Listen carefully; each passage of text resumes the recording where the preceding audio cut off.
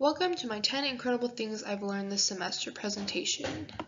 First thing I want to start off with is freedom of speech, and more importantly, the types of freedom of speech and each of their importance. We learned that there are many types of freedom of speech and all are important, but not equally. The three most important types of speech are political, religious, and commercial.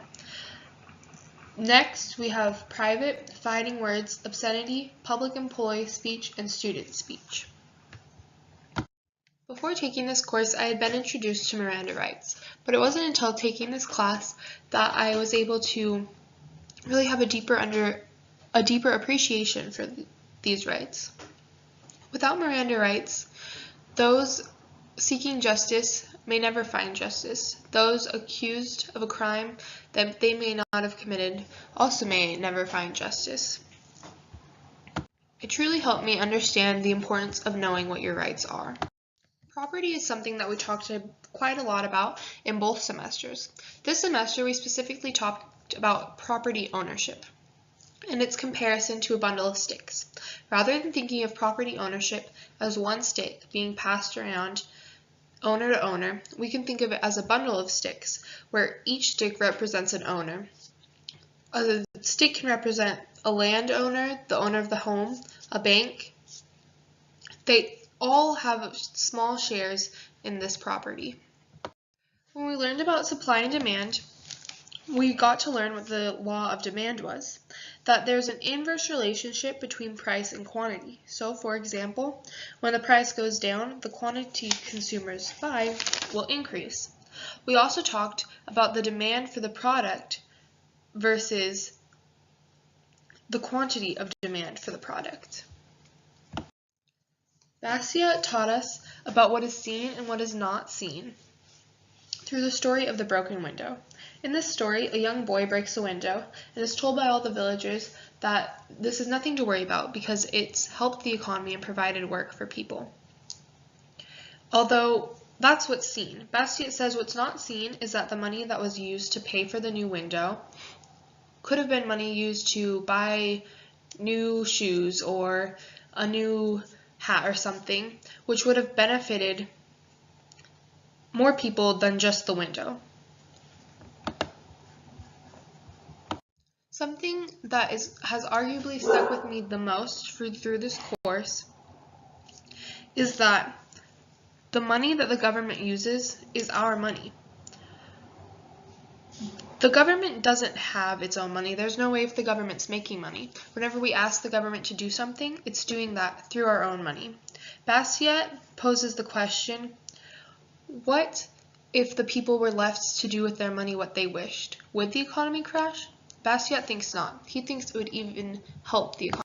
iPencil is the story of a pencil's genealogy, and it helps to teach us about the invisible hand.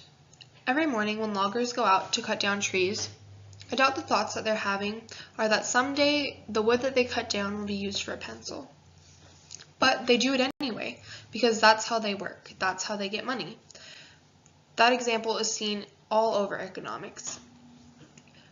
We can't see the big picture all the time, yet we always contribute. We're guided by what economists call the invisible hand. Before taking this class, if you'd asked me what communism was, I probably just would have said something that had to do with Russia and economics.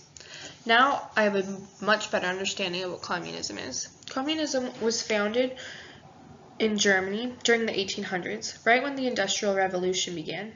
Many men and women who were used to working on farms were now forced to work in factories with bosses. This created class struggle. Marx, through communism, provided a way for people to escape class struggle. He believed there was no way for a man to be free unless all were equal. Through studying moral capitalism, I learned many things. I learned the things that capitalism has done for the world, bringing people out of poverty, such as globalization, free trade, property rights, rule of law, and entrepreneurship. I learned about the struggle that abundance can bring to us, not just abundance, but the love of abundance.